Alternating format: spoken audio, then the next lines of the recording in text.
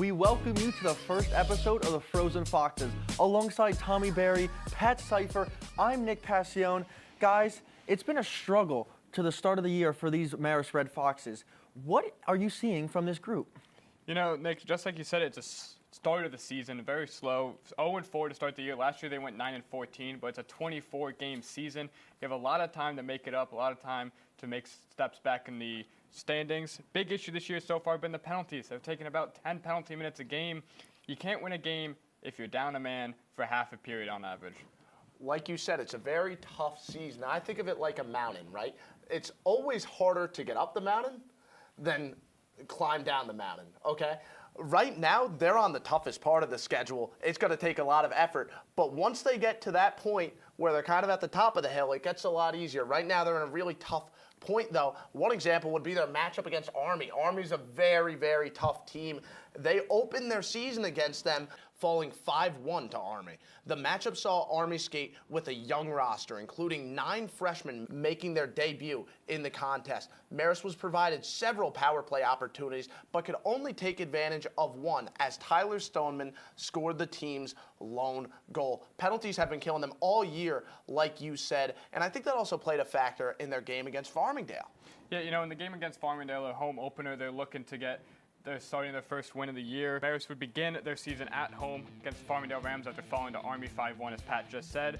Scoreless to the first 14 minutes on 4-on-4 hockey as Thomas Ivers, he enters the zone. He's going to look for Joe Quigley backdoors. He's going to hammer that one in for a backdoor blast to make it 1-0. Quigley would finish the game with 2 goals, including his first as a Ram. To the second now, 3 minutes in, Duffy's calling for the puck at the top of the circle as he fires that one in over past DeRico. That would be the Rams' first power play goal. They would finish with 2 on the night. Now Marist down 7-0 at the start of the third. TJ Fragoso would catch the Rams sleeping and slip that one in past Barron, as that would be his first career goal as a Red Fox. Congrats to him. But that lone goal would not be enough as Marist would fall 8-1 in their home opener. Pat, what did you see in that one? Well, Farmingdale just has 4 players under 20. Average age, 21 years old. Marist is not like that at all. Farmingdale has several players that played in juniors, several players that played at the D3 level. That's such a big difference. When you have more experience, especially in hockey, it's just drastic. Okay, it's drastic improvement that happens every year. The ability to handle the puck, the ability to just skate in general, the ferocity of which you're able to play defense, it changes so much with each year that a player has of experience on the ice. It's just such a drastic difference in that way. Yeah, and last weekend, guys, Marist headed up to the UNY CHL crossover event for the games between the SCCHL and the new teams in the conference to play Niagara and SUNY Bennington. Pat, they headed up north for this showcase at Skinny Atlas Community Center. How did things play out? They started the game strong, falling by just one. Well, against Niagara, they started the game strong, falling by just 1 point in the first 15 minutes. But then they allowed 2 goals in 1 minute. Due to just penalties, they ultimately fell apart and lost 6-0. 25 minutes worth of penalties. I mean, that's just such a big, big deal. And then you look at just the other matchup, Binghamton. They struggled there, but they kept it a lot closer, and there was a lot more optimism from this matchup. Marist would continue their upstate road trip at 2-0 Binghamton as Brandon Maher on the breakaway scores. Anthony Russo let up 3 goals in that first period, but in the third, different story because Marist has scored not 1, not 2, but 3 goals in 10 minutes. Zach Taylor capping off an avalanche for Marist as they take a 4-3 lead. But with 2 minutes left in regulation, Leo Daggett snipes it through the 5-hole against backup goalie Adam Directo. Daggett's 3rd goal of the season would send this game into overtime. After a scoreless overtime, though, the game would go into a shootout where Sam Nesbitt came up clutch. Marist would not score in the shootout and would fall to 0-4 on the season. What did you think happened in this Binghamton game? You know, what I think what happened is the first period really was what killed them. Going down 3-0 in the start, Marist was able to climb themselves back with that sequence you talked about with Zach Taylor, Sean Bruno, and Chris Satera.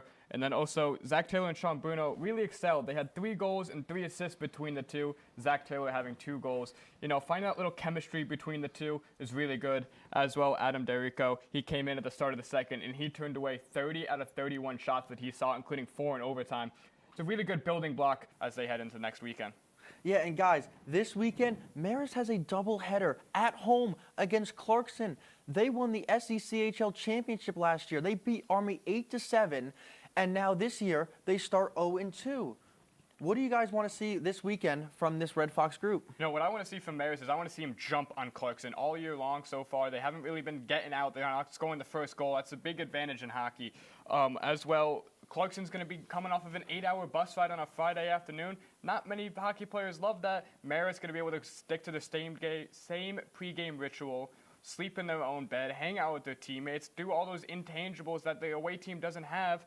As well, Clarkson lost their top leading goal scorer, or point scorer, I should say, Ty Hewa. He was second in the SECHL. As well, they're starting goaltender Kevin Rowe. So we're going to be looking at what gaps they're going to be looking to fill there.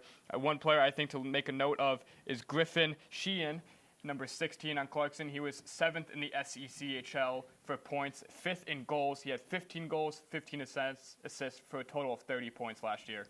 For Marist, there's some good and there's some bad. As for the bad, Mingwen Shen and Martriano both out with upper body injuries. But as for the good, well, Marist and what we saw against Binghamton in terms of offensive consistency makes me feel a lot better. They're starting to work on a new breakout where the strong side winger flies out of the zone while the weak side cuts across the neutral zone. It creates great chances for this offense to really get going. If they could continue doing that and continue being as consistent offensively as they were at the end of that last game, pair that with the physicality on defense that we've seen from them so far this year and in the past last year, we could start to see them add some wins to that win column. Yeah, and only time will tell, guys. As Marist has Clarkson tomorrow and on Saturday, that is all we have today for the first episode of the Frozen Foxes. Alongside Tommy Berry, Pat Sypher, I'm Nick Paccione. We will see you guys next time.